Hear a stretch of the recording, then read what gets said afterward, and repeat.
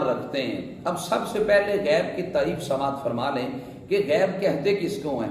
ایسی چیز جس کا ادراک حواس خمسہ کے ذریعے نہ ہو سکے اسے غیب کہتے ہیں۔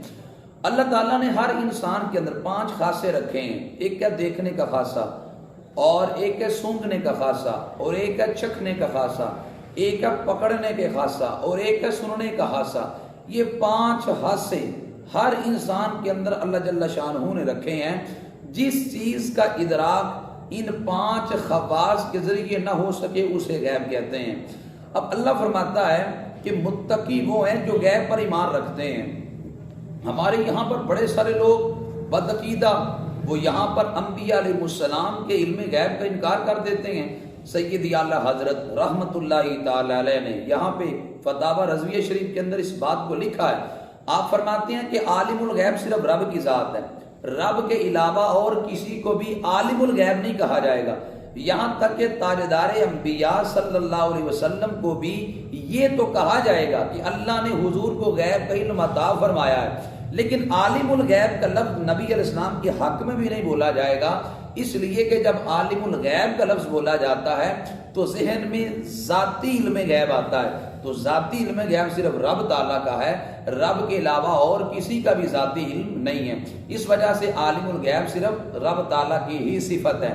اور باقی یہ رہا کہ انبیاء علیہ السلام کے علم کا انکار کر دینا اور یہ کہنا کہ رب نے اپنے نبیوں کو غیب کا علم دیا ہی نہیں، یہ محض حماقت اور پرلے درجے کی بے وقوفی ہے۔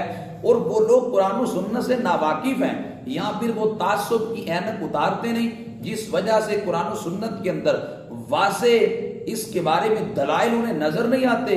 ورنہ نبی علیہ السلام کے علم غیب کے متعلق تو قرآن و سنت میں دلائل کے انبار موجود ہیں، سینکڑوں احادیث، بلا مبالغہ کہہ رہا ہوں، سینکڑوں احادیث ایسی ہیں جو نبی کریم صلی اللہ علیہ وسلم کے غیب کا اعلان کر رہی ہیں۔ اور قرآن تو کہتا ہے عالم الغیب فلا یظہر علی غیبہ احدا الا من ارتضی من رسول۔ اللہ کہتا ہے میں غیب جاننے والا ہوں، میں اس غیب پر کسی کو مطلع نہیں کرتا، ہاں اپنے رسولوں میں سے جس کو چن لیتا ہوں غیب پر اطلاع دیتا ہوں۔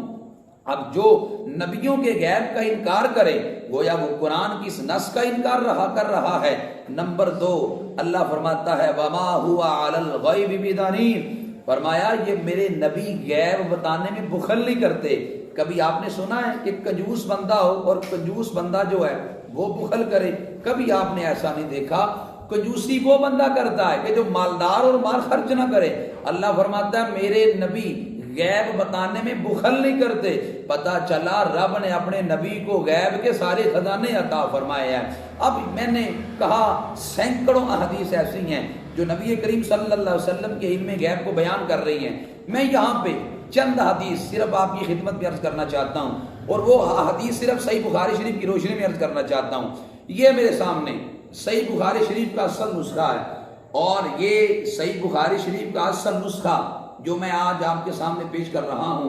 اب میں صرف صحیح بخاری شریف کی ہی چند حدیث آپ کی خدمت میں عرض کروں گا تاکہ ایمان والوں کا اور ایمان مضبوط ہو جائے، اور جن کے دلوں میں پہلے ہی کوڑ ہے تاکہ یہ برق اور بجلی بن کے ان پہ آن پڑے۔ یہ میرے سامنے صحیح بخاری شریف کی جلد نمبر 1 ہے، اور جلد نمبر 1 کے صفحہ نمبر جو ہے وہ 77 ہے، اس کے اندر یہ حدیث شریف موجود ہے۔ حدیث کے راوی ہیں حضرت انس بن مالک رضی اللہ تعالی عنہ کہ نبی کریم صلی اللہ علیہ وسلم ایک دن خرج، حضور نکلے، حین زاغت الشمس، یہاں تک کہ سورج ڈل چکا تھا، دوپہر کا وقت تھا، فصلی الظہر، نبی علیہ السلام نے ظہر کی نماز پڑھائی، فقام علی المنبر، نبی علیہ السلام نماز ظہر کے بعد منبر پہ تشریف فرما ہوئے، فذکر الساعہ، نبی علیہ السلام نے منبر پہ تشریف فرما ہو کر قیامت کا ذکر کیا۔ جب نبی علیہ السلام نے قیامت کا ذکر کیا تو حضور فرمانے لگے ان فیہا امورا عظاما، فرمایا قیامت آنے تک بڑے بڑے کام رونما ہوں گے۔ ثم قال، پھر حضور فرمانے لگے من احب ان یسأل عن شیء فلیسأل، فرمایا جو سوال کرنا چاہتا ہے مجھ سے سوال کرے۔ فرمایا فلا تسألونی عن شیء الا اخبرتکم ما دمت فی مقامی ھذا، او کما قال علیہ السلام، حضور فرمانے لگے جب تک یہاں پہ کھڑا ہوں جو سوال کرو گے ہر سوال کا جواب دوں گا. اب نبی حدیث بڑی طویل ہے، پھر سوال حضور سے کیے گئے، یہاں تک کہ حضور جلال کے انداز میں بار بار کہہ رہے تھے جس نے جو سوال کرنا ہے وہ سوال کرے. حضرت عمر گھٹنوں کے بل بیٹھ کے اور کہنے لگے رضینا باللہ ربا وبالاسلام دینا وبمحمد النبی صلی اللہ علیہ وسلم. حضور علیہ السلام سے معافی مانگی، عرض کیا کہا ہم رب کے ایک ہونے پہ راضی ہو گئے، ہم اللہ کے خدا ہونے پہ رب ہونے پہ راضی ہو گئے، اسلام کے دین ہونے پہ راضی ہو گئے اور نبی علیہ السلام کے نبی ہونے پہ راضی ہو گئے. اب یہاں نبی علیہ السلام کے غیب کی خبر دی. اب صحیح بخاری شریف کی جلد نمبر 1 کی ہے، صفحہ نمبر 410 ہے. نبی علیہ السلام نے ارشاد فرمایا اول جیش من امتی یغزو البحر قد اوجبوا، فرمایا میری امت کا پہلا گروہ جو سمندری جہاد کرے گا اللہ نے اس پر جنت کو واجب کر دیا ہے. قالت ام حرام، حضرت ام حرام صحابیہ ہیں، انہوں نے عرض کی فقلت یا رسول اللہ، میں نے عرض کیا اللہ کے رسول آنا فیہم، دعا کرے میں بھی انہی گروہ میں سے ہو جاؤں. قال انت فیہم، میرے نبی علیہ السلام فرمانے لگے تو اسی گروہ سے ہے. یہ غیب کی خبر تھی کہ نبی علیہ السلام نے فرمایا کہ میری امت سمندری جہاد کرے گی اور فرمایا ام حرام تو انہی میں سے ہو جائے گی. اور پھر نبی علیہ السلام نے دوبارہ فرمایا اول جیش من امتی یغزو مدینہ قیصر مغفور لہم، فرمایا میری امت کا جو لشکر قیصر کے شہر میں جا کر جہاد کرے گا فرمایا مغفور لہم، اللہ ان کی بخشش فرمائے گا. فقلت انا فیہم، ام حرام کہتے ہیں میں نے عرض کیا تھا دعا کرے میں اس میں سے بھی ہو جاؤں. تو یہ فرمایا قال لا، ارشاد فرمایا نہیں تو پہلے گروہ میں سے ہے دوسرے میں سے نہیں ہے. اب یہ غیب کی خبر تھی جو نبی علیہ السلام نے دی. اور اب حدیث نمبر 3 صحیح بخاری سے عرض کر رہا ہوں اور کتنے واضح الفاظ میں وہاں پہ حضور کے غیب کو بیان کیا جا رہا ہے.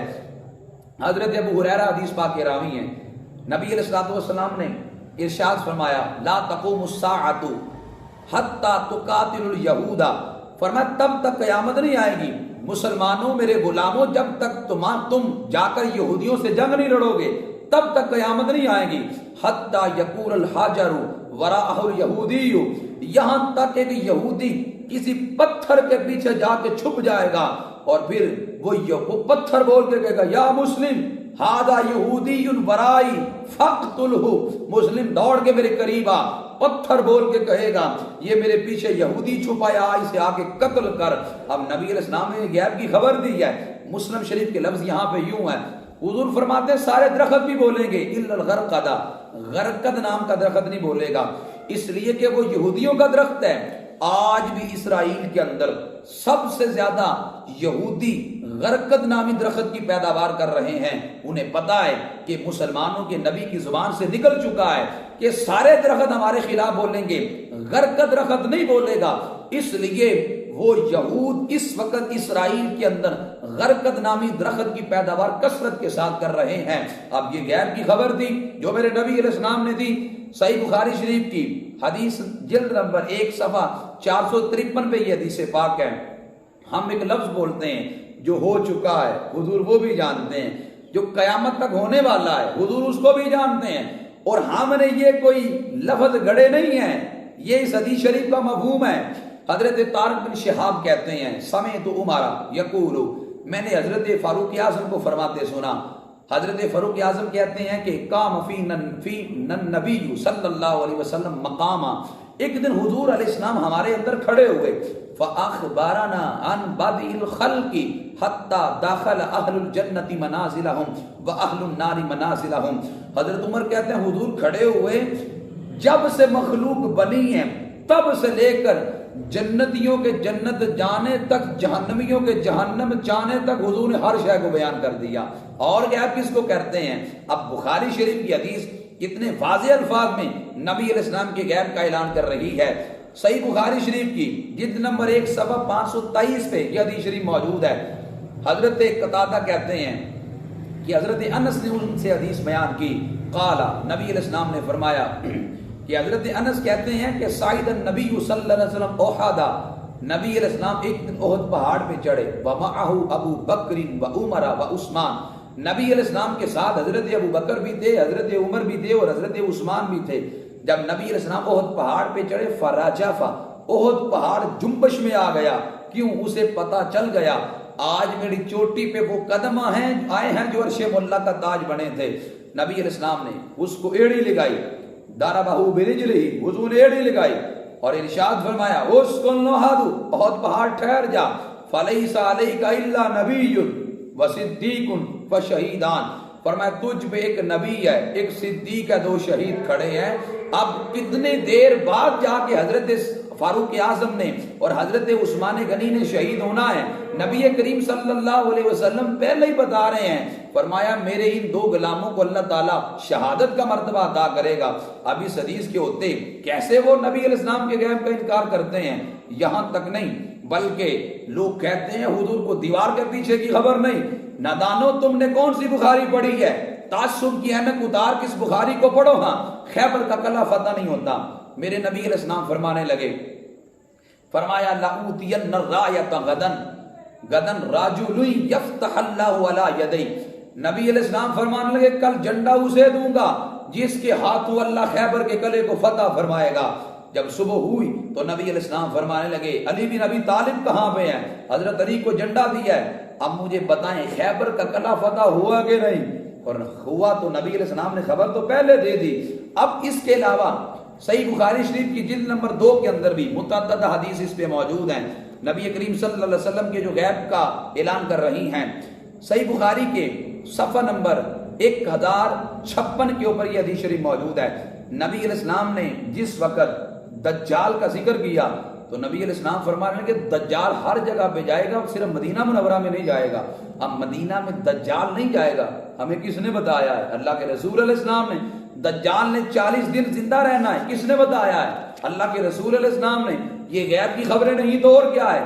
عیسیٰ علیہ السلام نے آنا ہے، کہاں پہ اترنا ہے، کتنی دیر زندہ رہنا ہے، یہ ساری چیزیں حدیث میں موجود ہیں اور یہ غیب کی خبریں ہیں۔ اور نبی کریم صلی اللہ علیہ وسلم، اب یہ سینکڑوں حدیث پیش کی جاتی ہیں اور درجنوں حدیث تو بخاری شریف سے پیش کی جا سکتی ہیں کہ جس کے اندر نبی علیہ السلام کی غیب کا ذکر کیا گیا۔ اس لیے اہل سنت یہ تمہیں مبارک ہو کہ تم نبی کریم صلی اللہ علیہ وسلم کے غیب کے علم کو سینہ کھول کے بیان بھی کرتے ہو اور حضور کے تعلیمات کو اور نبی علیہ السلام کے فضائل کو، حضور کے